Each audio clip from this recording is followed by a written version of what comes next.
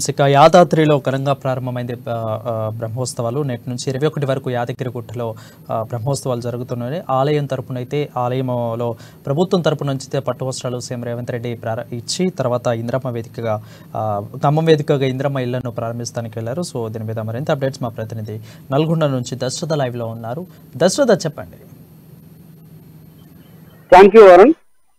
ఈ నెల 11 నుంచి 21 వరకు యాదాద్రి లక్ష్మీ నరసింహస్వామి సన్నిధిలో జరిగే వార్షిక బ్రహ్మోత్సవాలకు ముఖ్యమంత్రి మొదటిసారి ముఖ్యమంత్రి హోదాలో యాదాద్రి చేరుకొని ముఖ్యమంత్రితో పాటు 6 మంత్రులు అదేవిధంగా మంత్రి దంపతులు కూడా యాదాద్రికి హాజరయ్యారు. ఈ నేపథ్యంలో ఆలయ అర్చకులు ముఖ్యమంత్రికి పూర్ణ కుంభంతో స్వాగతం పలికారు. అనంతరం వార్షికోత్సవాలను ప్రారంభించి పూజల్లో పాల్గొనడం జరిగింది.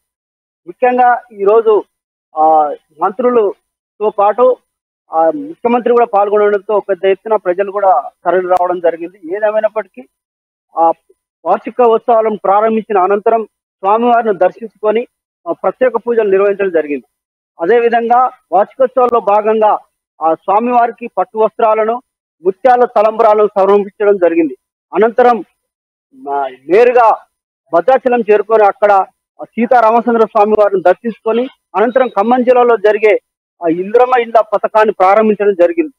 వారు ముఖ్యమంత్రితో పాటు మంత్రులు కోమటిరెడ్డి వెంకటరెడ్డి, బట్టి విక్రమార్క, ఉత్తమ్ కుమార్ రెడ్డి, కొండ సురేఖతో పాటు ఎమ్మెల్యేలు వేముల వీరేశం, బీర్ల ఆలయ్య, అనిల్ కుమార్, బత్తుల లక్ష్మారెడ్డిలు పాల్గొని ఏదేమైనప్పటికీ మొదటిసారిగా యాదాద్రి వచ్చిన సందర్భంగా ఈ విజయవంతమైతే అయిందని చెప్పుకోవచ్చు వరుణ్. కూడా యాదగిరిగుట్ట బ్రహ్మోత్సవాలు అయితే జరగనున్నాయి. ఈ నేపథ్యంలో ప్రజలకు ఆలయ అధికారులు కానీ ఇటు గవర్నమెంట్ కానీ ఎలాంటి ఏర్పాట్లు చేశారు దశరథ? ముఖ్యమంత్రి హోదాలో మొదటిసారి వచ్చిన రేవంత్ రెడ్డికి అయితే ముఖ్యంగా ఆలయ అర్చకులు మాత్రం భారీ ఎత్తున పూర్ణ కుంభంతో స్వాగతం పలకడంతో పాటు ప్రత్యేక ఏర్పాట్లు చేసి భక్తులను కూడా ఎవరిని రానియకుండా అక్కడ ఏర్పాటు చేయడం జరిగింది. అదేవిధంగా ముఖ్యమంత్రి గారు ముఖ్యమంత్రి హోదాలో తొలిసారి విచ్చేయడంతో పెద్ద ఎత్తున అక్కడ జరిగిన కార్యక్రమాల్లో పాల్గొని వార్షికోత్సవాలను ప్రారంభించడం జరిగింది వరుణ్. ఇక right, thank you Dasaratha for the updates. Next మనము బీజేపీ రెండో అభ్యర్థుల జాబితాను, ఎంపీ అభ్యర్థుల జాబితాను కూడా సిద్ధంగా ఉన్నట్లు తెలుస్తోంది. రేపటిలోకి అభ్యర్థులను ప్రకటించే ఛాన్స్ ఉంది. మొన్న కొంత దేశవ్యాప్తంగా ప్రకటించింది, రేపు కూడా కొన్ని సీట్లను ప్రకటించే అవకాశం ఉంది. అయితే ఇక్కడ తెలంగాణకు వచ్చేసరికి మహబూబాబాద్ సీతారామ నాయక్, ఆదిలాబాద్ కేడెం నాగేష్, అదేవిధంగా మహబూబ్ నగర్ డీకే అరుణ, ఖమ్మంలో జలకం వెంకటరావు, ఇలా కొంతమందిని ర్యాండమ్గా సెలెక్ట్ చేస్తున్నారు. సో ఎవరు గెలిచిన నేతలు ఉన్నారు, వాళ్ళకు పక్కాగా గెలిచిన నేతలు ఎవరన్నా వాళ్ళనే దింపే ప్రయత్నం అయితే చేస్తూ ఉంది. సో వీళ్ళైతే సిద్ధంగా ఉన్నట్లు తెలుస్తోంది, వీళ్ళ పేర్లు ఖరారు చేస్తున్నట్లు కూడా తెలుస్తోంది. దీని మీద పూర్తి అప్డేట్స్ మా బ్యూరో చీఫ్ కృష్ణమూర్తి లైవ్ ద్వారా అందిస్తారు. కృష్ణమూర్తి చెప్పండి, రేపటిలోగా అంటే రేపు ఎన్ని గంటలకి ప్రకటించే ఛాన్స్ ఉంది? ఖచ్చితంగా తెలంగాణ రాష్ట్రంలో మిగిలిన అందరినీ కూడా ఒకేసారి సీట్లను కూడా ప్రకటించే ఛాన్స్ ఉందా?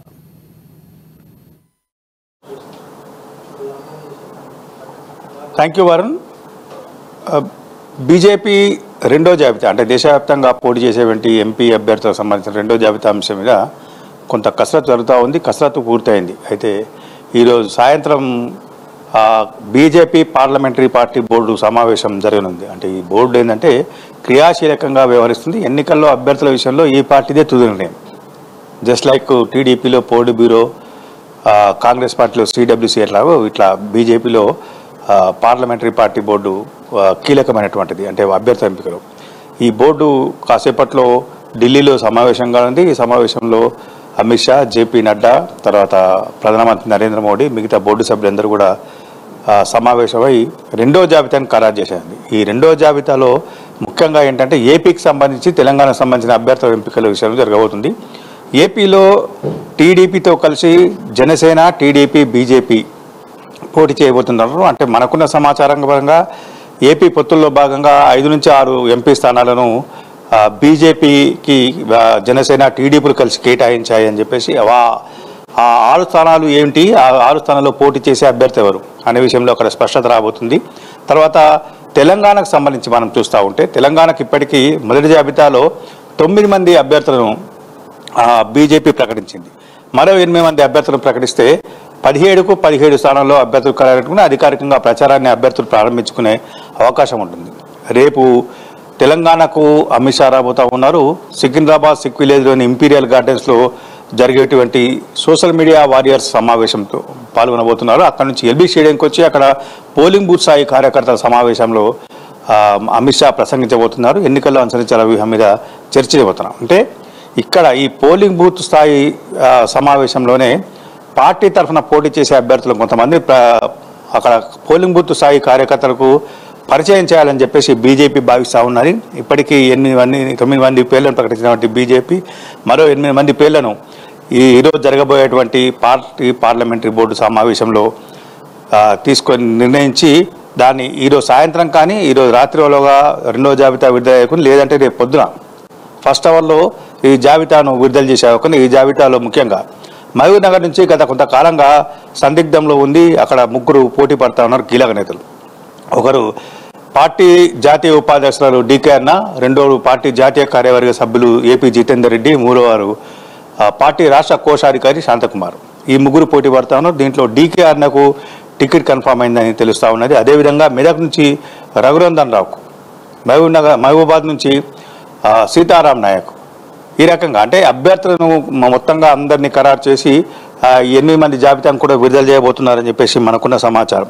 మరో అంశాన్ని పరిశీలిస్తే ముఖ్యంగా అంటే బీజేపీ 17 మంది అభ్యర్థులను ప్రకటించిన తర్వాత రాష్ట్రంలో 2 పర్యాయాలు అంటే ఎన్నికల కంటే ముందు 2 పర్యాయాలు నరేంద్ర మోడీ తెలంగాణలో పర్యటించే అవకాశం ఉన్నాయి.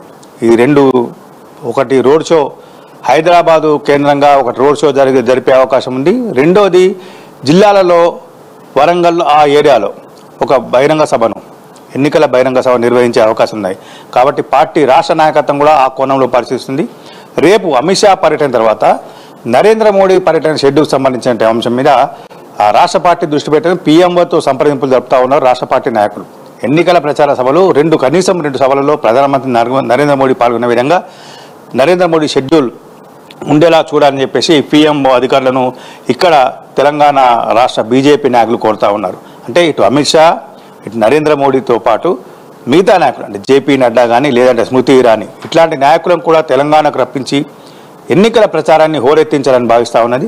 షెడ్యూల్ 13 లేదా 15 తారీఖున ఎన్నికల షెడ్యూల్ రాబోతుంది అని విస్తృతంగా ప్రచారం జరుగుతున్న నేపథ్యంలో షెడ్యూల్ కంటే ముందే పార్టీ అభ్యర్థులను ప్రకటించి కొంత అన్ని పార్టీల కంటే బీజేపీ ముందుంది. తెలంగాణలో కాంగ్రెస్ను ధీటుగా ఎదుర్కొనే పార్టీ తెలంగాణలో బీజేపీ మాత్రమే అని శ్రేణులకు సంకేతం ఇవ్వాలి, ప్రజలకు కూడా సంకేతాలు ఇవ్వాలన్న ఉద్దేశంతో ఉన్నటువంటి బీజేపీ జాతీయ నాయకత్వము బీజేపీ రాష్ట్ర నాయకులు అన్ని విధాలుగా అన్ని రకాలుగా సహకరిస్తూ వాళ్ళు ఏది కోరితే అది ఇచ్చేందుకు సిద్ధంగా ఉన్నారు. ఎవరిని పంపమంటే రాష్ట్రానికి పంపించే అవకాశం. బీజేపీ టార్గెట్ కనీసం డబుల్ డిజిట్ అంటే 10 స్థానాలను దక్కించుకోవాలి. 17 స్థానాల్లో 10 స్థానాలు దక్కించుకోవాలి. ఏదైతే తెలంగాణలో జోరు మీద ఉంది, ఊపి మీద ఉన్నది కాంగ్రెస్ పార్టీ, రెఫరెండం అని కూడా చెప్పారు కాంగ్రెస్ పార్టీ. కాబట్టి ఆ రెఫరెండంకు విరుద్ధంగా అంటే రేవంత్ రెడ్డి పాలన రాష్ట్రంలో కాంగ్రెస్ పాలన ప్రజా వ్యతిరేక పాలన అని నిరూపించాలి అంటే ఖచ్చితంగా 10 సీట్లు సాధించి ఇది రెఫరెండం ప్రజలు ఇచ్చారు కాబట్టి రేపు గద్దె దిగాల్సిందే రేవంత్ ప్రభుత్వం, కాంగ్రెస్ పార్టీ ప్రభుత్వం. మేము డబుల్ ఇంజన్ సర్కార్ని ఏర్పాటు చేయబోతున్నామని డిమాండ్ చేసేందుకు బీజేపీ సన్నద్ధమవుతా ఉన్నది. ఆ కోణంలోనే పావులు కలుపుతా ఉన్నది.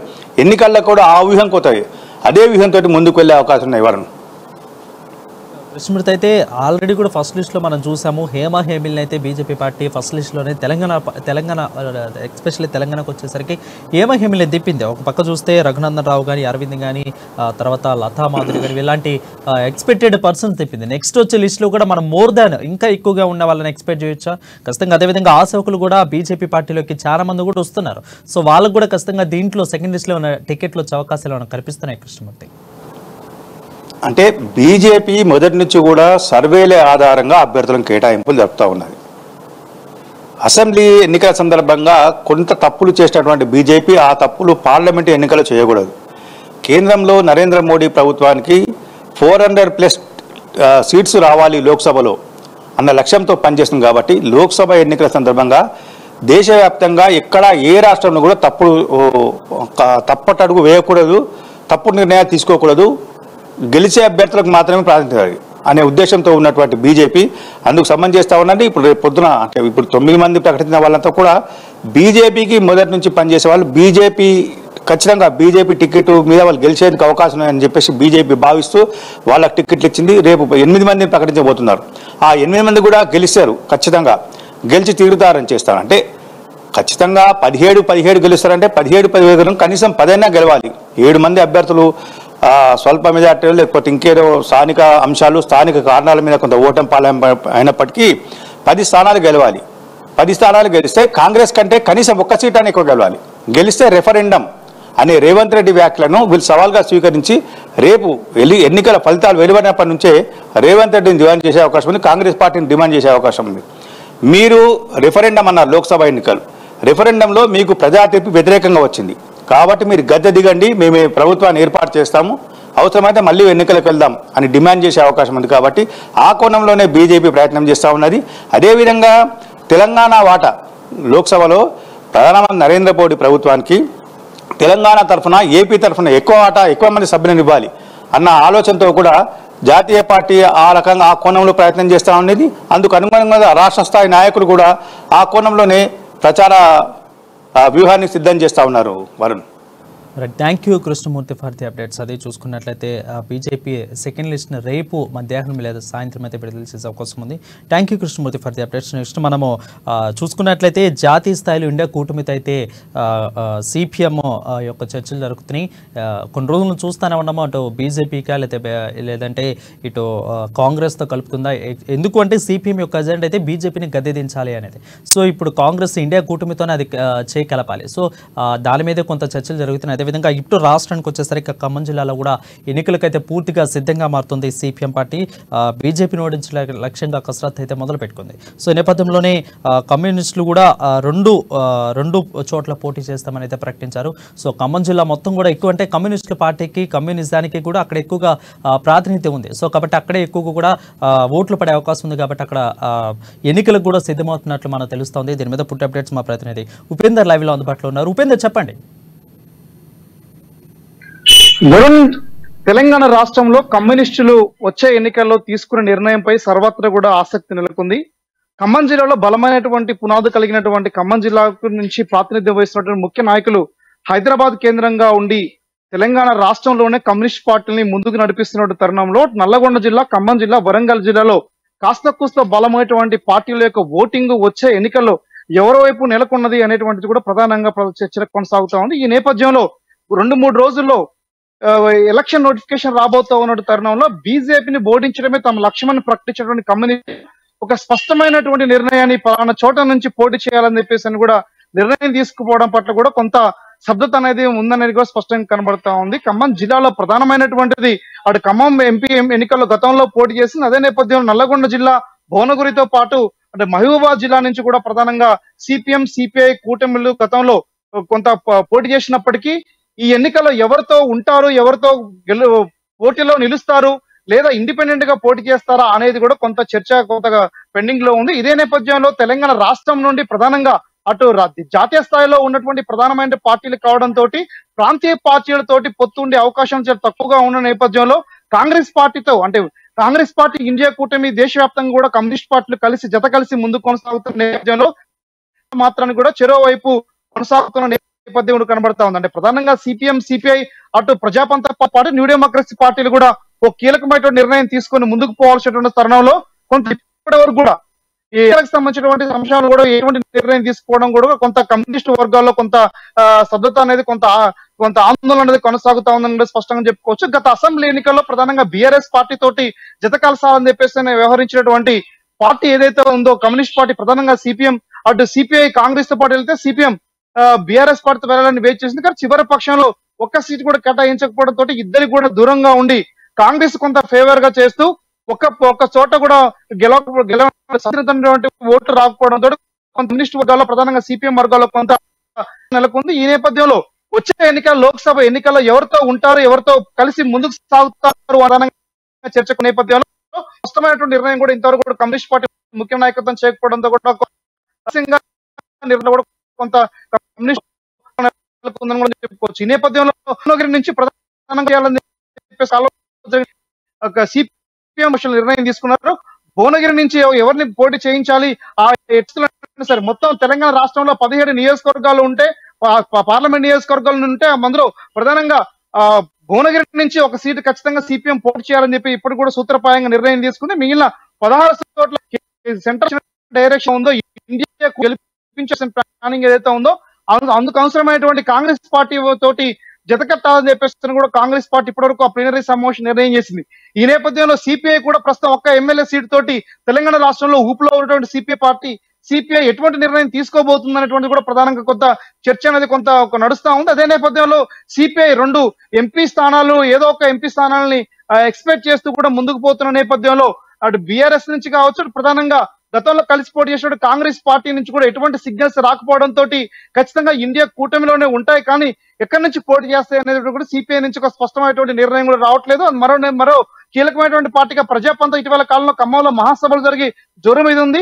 ఇక్కడ కూడా ఎటువంటి నిర్ణయం తీసుకుపోవడం కూడా ప్రధానంగా కొంత కమ్యూనిస్ట్ వర్గాల్లో మరోవైపున కూడా కొంత గందరగోళమైనటువంటి నిర్ణయాల పట్ల కూడా కొన్ని నిశ్శబ్దత కొనసాగుతున్న నేపథ్యం కనబడుతుంది. అంటే ప్రధానమైనటువంటి కమ్యూనిస్ట్ పార్టీలు ముఖ్య నాయకత్వం ఖమ్మం జిల్లా నుంచి ప్రాతినిధ్యం వహించిన నాయకత్వం బీజేపీని ఓడించాలని చెప్పేసి సూత్రప్రాయంగా నిర్ణయం తీసుకున్నప్పటికీ ఎవరిని గెలిపించాలి అనేటువంటిది కూడా ప్రధానంగా ఒక కార్యకర్తల్లో కావచ్చు, ఓటర్లు కూడా ఒక స్పష్టమైనటువంటి పిలుపునివ్వకపోవడంతో కూడా కొంత ఖమ్మం జిల్లా వ్యాప్తంగా కూడా కమ్యూనిస్టు అభిమానులు, కమ్యూనిస్టు కార్యకర్తలు గందరగోళం నెలకొందని చెప్పుకోవచ్చు. వరుణ్, అయితే వచ్చే ఎన్నికలకు సంబంధించి ఖచ్చితంగా బీజేపీని ఓడించాలంటే ఇప్పటికే తెలంగాణ రాష్ట్రంలో బీజేపీ పార్టీ బలమైనటువంటి గాలులు వీస్తున్నటువంటి నేపథ్యంలో బీఆర్ఎస్, కాంగ్రెస్, బీజేపీ ట్రయాంగిల్ పోటీ తెలంగాణ రాష్ట్రంలో ఉంటుందనేటువంటిది కూడా ప్రధానంగా చర్చ జరుగుతుంది. ఈ నేపథ్యంలో ఖచ్చితంగా బీజేపీని ఓడించాలని లక్ష్యం ఏదైతే ఉందో దాన్ని ఓడించాలంటే కాంగ్రెస్ కి సపోర్ట్ చేయాల్సినటువంటి అనివార్య పరిస్థితి కమ్యూనిస్ట్ పార్టీ వర్గాల్లోకి వస్తా ఉంది. ఆ కమ్యూనిస్ట్ పార్టీ కూడా ఆ రకంగా నిర్ణయం తీసుకునే అవకాశం ఉందని కూడా స్పష్టంగా కనబడుతోంది.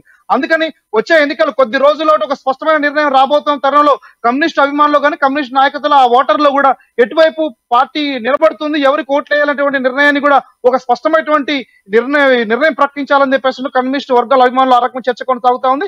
ఏదేమైనా సరే ప్రజా సమస్యలపై పోరాడేటువంటి ఒక జాతీయ పార్టీగా గుర్తింపు పొందినటువంటి కమ్యూనిస్ట్ పార్టీ ప్రస్తుతం ఒక నిశ్శబ్దమైనటువంటి వాతావరణం ఉండడం పట్ల కూడా కొంత కమ్యూనిస్ట్ వర్గాల్లో కొంత ఇబ్బందికరమైన వాతావరణం ఉంది. అందుకని ఇప్పటికే అనేక మంది కూడా చెప్తున్న నేపథ్యంలో కాంగ్రెస్ పార్టీ తెలంగాణ రాష్ట్రంలో వేవు కొనసాగుతున్న నేపథ్యంలో కాంగ్రెస్ వైపు కొంతమంది వెళ్ళాలని చెప్పేసి, మరోవైపున బీఆర్ఎస్ వైపు కూడా వెళ్ళాలని చెప్పేసి కూడా అభిప్రాయాలు వ్యక్తం అవుతున్న నేపథ్యంలో బీజేపీని ఓడించడం లక్ష్యం అనేటువంటి లక్ష్యానికి అనుగుణంగా కమ్యూనిస్ట్ కార్యకర్తలు పనిచేయాలని చెప్పేసి కూడా ఇప్పటివరకు కూడా జాతీయ స్థాయిలో ఆ రకమైన పిలుపుతోటి ముందు కొనసాగుతా ఉన్నాయి. Varun, right, thank you Upender for the updates. Next మనము ఆదిలాబాద్ వెళ్దాం. ఆదిలాబాద్లో ఎక్కువగా చూసుకున్నట్లయితే బీఆర్ఎస్కు షాకుల మీద షాకులు తగ్గుతున్నాయని చెప్పుకోవచ్చు. ఆల్రెడీ ఇప్పుడు ప్రజెంట్ ఉన్న బీజేపీ మాజీ ఎంపీ గోడం నాగేష్ కూడా బీజేపీలో చేరారు.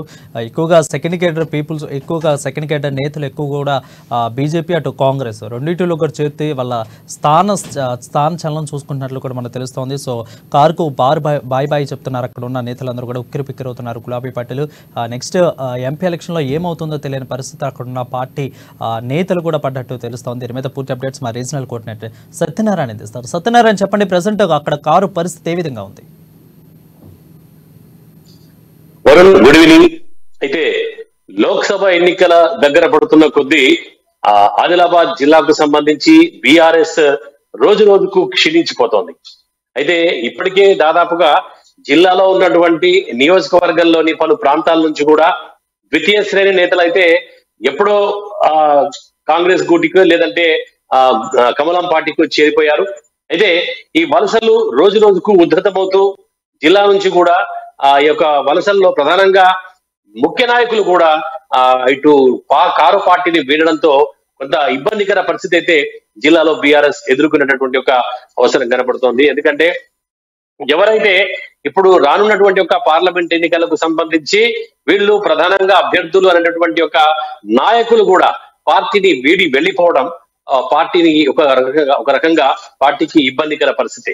అయితే ఇటీవలే అంటే ఎప్పటి నుంచో బీఆర్ఎస్ పార్టీలో ఉంటూ గతంలో ఎంపీగా కూడా పనిచేసినటువంటి గోడం నాగేష్ తాజాగా ఆయన బీజేపీలో ఢిల్లీ వెళ్లి రాష్ట్ర ఇన్ఛార్జ్ తరుణ్ చుగ్ సమక్షంలో కాషాయ కండువా కప్పుకోవడం ఇక్కడ బీఆర్ఎస్ కి అయితే ఒక గొప్ప లోటుగా చెప్పుకునేటటువంటి ఒక అవకాశం కనబడుతోంది.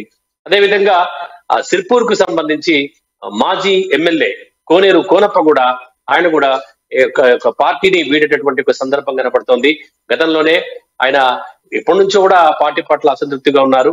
అయితే ఇటీవల అసెంబ్లీ ఎన్నికల్లో ఎక్కడైతే ఆయనకి ఒక ఓటమి ఎదురైందో ఈ BSP candidate RS Praveen Kumar ద్వారా ఆయనకి ఒక ఓటమి ఎదురైంది. దాంతో ఆ రెండు పార్టీలు పొత్తు కలుస్తున్నాయి అనేటటువంటి ఒక సందర్భాన్ని జీర్ణించుకోలేక ఆయన కూడా వెంటనే బీఆర్ఎస్ కు రాజీనామా చేసినట్టుగా మనకు సమాచారం ఉంటుంది. అలాగే రేపో మాపో ఆయన పూర్తిగా తన దగ్గర ఉన్నటువంటి క్యాడర్ మొత్తంతో కూడా ఇటు జడ్పీ చైర్మన్, తర్వాత జడ్పీటీసీలు, కౌన్సిలర్లు, ఇతర అనుచర గణంతో కూడా భారీ ఎత్తున కాగజ్ నగర్ లో లేదా సిర్పూర్ నియోజకవర్గంలో సమావేశం ఏర్పాటు చేసి రాష్ట్ర మంత్రుల్ని కార్యక్రమానికి పిలిపించి వారి సమక్షంలోనే పెద్ద ఎత్తున కాంగ్రెస్ పార్టీలో చేరే అవకాశం అయితే మనకు కనబడుతోంది. ఇలా రోజు రోజుకు బీఆర్ఎస్ నుంచి పార్టీలు వెళ్లిపోతుండడంతో అసలే పార్లమెంట్ ఎన్నికలు దగ్గర పడుతున్నాయి. అంతకుముందే ఇక్కడ రాష్ట్రంలో అధికారం కోల్పోయింది. ఇటు అధికారం కోల్పోవడం, ఆ తర్వాత పార్లమెంట్ ఎన్నికలకు అభ్యర్థులు కూడా ఎవరిని ఎంపిక చేస్తే గట్టి పోటీ ఉంటుంది అనేటువంటి ఒక ఆలోచనతో బీఆర్ఎస్ అయితే ముందుకెళ్తోంది. అయితే ఆదిలాబాద్ విషయానికి వస్తే మరి ఫస్ట్ లిస్ట్ లోనే, ఎందుకంటే గతంలోనే ఇక్కడ ఆదిలాబాద్ నియోజకవర్గానికి సంబంధించి ప్రజెంట్ అంటే అప్పుడు గత అసెంబ్లీ ఎన్నికల సమయంలో ఆసిఫాబాద్ ఎమ్మెల్యే టికెట్ కోసం అయితే ఆత్రం సక్కు సిట్టింగ్ ఎమ్మెల్యేగా ఉండే అతను కాకుండా కోవా లక్ష్మికి టికెట్ కేటాయించి అక్కడైతే విజయం సాధించారు. అయితే ఆత్రం సక్కుకి అప్పట్లో ఎంపీ టికెట్ ఇస్తామని హామీ ఇచ్చినట్టుగా మనకు సమాచారం అందుతోంది. సో ఎప్పుడైతే ఆత్రం సక్కును ఎంపీ అభ్యర్థిగా బీఆర్ఎస్ నాయకత్వం అప్పట్లో పరిగణించి ఉంటే గనక ఏదైతే ఫస్ట్ లిస్ట్ 4 అభ్యర్థులతో బీఆర్ఎస్ తన మొదటి జాబితా విడుదల చేసిందో ఆ మొదటి జాబితాలో ఆదిలాబాద్ నియోజకవర్గానికి సంబంధించి ఆత్రం సక్కు పేరు ఉండాల్సింది. కానీ ఆత్రం సక్కు పేరు మొదటి జాబితాలో లేకపోవడంతో మరి ఇది పెండింగ్ లో పెట్టడంతో ఇక్కడ ఉన్నటువంటి ఒక నాయకులకైతే కొంత అనుమానం అయితే కలుగుతోంది. మరి ఇక్కడ ఎంపీ అభ్యర్థి బీఆర్ఎస్ తరపు నుంచి ఎవరు ఉండబోతున్నారు అనేటటువంటి సంశయం అయితే పార్టీలో నెలకొంది. అయితే ముందు నుంచి కూడా ఇక్కడ అత్రం సక్కుతో పాటు మాజీ ఎంపీ గూడెం నగేష్ కి బీఆర్ఎస్ నుంచి టికెట్ అవకాశం అయితే ఎక్కువగా ఉండేది. కానీ మరి ఇక్కడ నుంచి హైకమాండ్ నుంచి ఎలాంటి స్పందన లేకపోవడం, ఆ తర్వాత ఆత్రం సక్కుకు ఆల్రెడీ హామీ ఇచ్చేయడం, మరోవైపు ఖానాపూర్ నుంచి ఎమ్మెల్యేగా పోటీ చేసి ఓడిపోయినటువంటి యొక్క ముఖ్య జాన్సన్ నాయక్ కేటీఆర్ కు అత్యంత సన్నిహితులు కావడంతో అతని వైపు కూడా పార్టీ అధిష్టానం మొగ్గు చూపే అవకాశం ఉంది. ఈ యొక్క డోలాయమానంలో, ఈ సంశయంలో మెల్లగా సైలెంట్ గా మాజీ ఎంపీ గూడెం నగేష్ అయితే ఆ పార్టీని విడిచి కమలం పార్టీకి చేరిపోవడం అనేటువంటిది జరిగిపోయింది. అయితే ఇప్పుడున్నటువంటి ఒక తాజా రాజకీయ పరిణామాలు, తాజా పరిస్థితుల్లో ఇక్కడైతే ఆదిలాబాద్ నుంచి బీఆర్ఎస్ అభ్యర్థి తరఫున ఎవరు పోటీలో దిగినప్పటికీ కూడా ఎదుర్కోవడం కాస్త కష్టంగానే భావించవచ్చు. ఎందుకంటే అటు రాష్ట్రంలో అధికారం కోల్పోయింది, ఇటు జిల్లాలో తర్వాత రాష్ట్రంలో కూడా అనేక వలసలతో పార్టీ నుంచి నాయకులు వెళ్లిపోతుండడంతో బీఆర్ఎస్ లో ఒక రకమైనటువంటి ఒక డోలాయమాన పరిస్థితి అయితే ఏర్పడుతుంది. కాబట్టి రాష్ట్రంలో పార్టీకి అంటే మిగతా పార్టీలాగే గట్టి పోటీ ఇచ్చేటటువంటి ఒక సందర్భం తక్కువగానే ఉండే అవకాశం ఉంది. మరోవైపు ఇక్కడ ఉన్నటువంటి ఒక బీజేపీ నేతలు ఎవరైతే ఉన్నారో అయితే సాధారణంగా ఇక్కడ ఈ మాజీ ఎంపీ గూడెం నగేష్ ఎప్పుడైతే బీజేపీలో చేరిపోయారో ఆయనకి ఒక హామీ ఇచ్చినట్టుగా ఆయనే ఇక్కడి వచ్చినటువంటి ఒక పార్లమెంట్ ఎన్నికల్లో బీజేపీ అభ్యర్థి గూడెం నగేషే అనేటటువంటి ఒక ప్రచారం అయితే కొనసాగుతున్న నేపథ్యంలో ఇక్కడ ఉన్నటువంటి ఒక స్థానిక బీజేపీ నేతలు మాత్రం దాన్ని ఖండిస్తున్నారు, తీవ్రంగా వ్యతిరేకిస్తున్నారు. అందరిలాగే ఆయన కూడా పార్టీలో చేరిపోయారు తప్ప ఆయన ఎంపీ అభ్యర్థి కాదు, తాను కూడా పోటీలో ఉన్నానని చెప్పేసి అటు సోయం బాపురావు చెప్పడం, అలాగే సోయం బాపురావుతో పాటు మిగతా బీజేపీ నాయకులు కూడా రాథోడ్ రమేష్ మాజీ ఎంపీ, అలాగే మాజీ ఎమ్మెల్యే రాథోడ్ బాపురావు వీళ్ళంతా కూడా ఢిల్లీ వెళ్లి ఎట్టి పరిస్థితుల్లో గూడెం నగేష్ కి టికెట్ ఇవ్వవద్దు, ఆయనకి టికెట్ ఇస్తే కనుక తామంతా పార్టీకి వ్యతిరేకంగా పనిచేయాల్సి వస్తుందనేటువంటి ఒక సందర్భాన్ని అయితే ఢిల్లీ పెద్దల వద్ద తెలియజేసినట్టుగా భావించవచ్చు. అలాగే అతనితో పాటు అంటే ఎవరైతే ఢిల్లీలో వెళ్లి ఆల్రెడీ గూడెం నగేష్ కి వ్యతిరేకంగా పావులు కలుపుతున్నారో వాళ్ళతో పాటు కూడా ఇక్కడ స్థానికంగా గెలిచినటువంటి రైట్, థ్యాంక్ యూ సత్యనారాయణ. అనేది చూసుకున్నట్లయితే బీఆర్ఎస్ పార్టీ ఓడిపోవడం రాష్ట్ర వ్యాప్తంగా ఒక కారణం అని చెప్పుకోవచ్చు. అదేవిధంగా సెక్రటరీని కానీ ఎవరిని కూడా పట్టించుకోవట్లేదు. అదేవిధంగా అంటే ఒకళ్ళు వెళ్ళిపోవడం వల్ల మిగిలిన వాళ్ళ మీద కూడా ప్రభావం, వాళ్ళందరూ కూడా కాంగ్రెస్ అదేవిధంగా బీజేపీ వైపు దిక్కులు చూసిన పరిస్థితి కనిపిస్తూ ఉన్నట్లు మనకు తెలుస్తోంది. రాష్ట్ర వ్యాప్తంగా బీఆర్ఎస్ పరిస్థితి అలా విధంగా ఉంది. సో ఇది వాళ్ళ రిపోర్టర్స్ టైం. మరొక రిపోర్టర్స్ టైంతో మళ్ళీ కలుద్దాం. అంటిల్ నేను చూస్తూనే ఉండండి అమ్మా న్యూస్, నిజం కోసం జనం కోసం.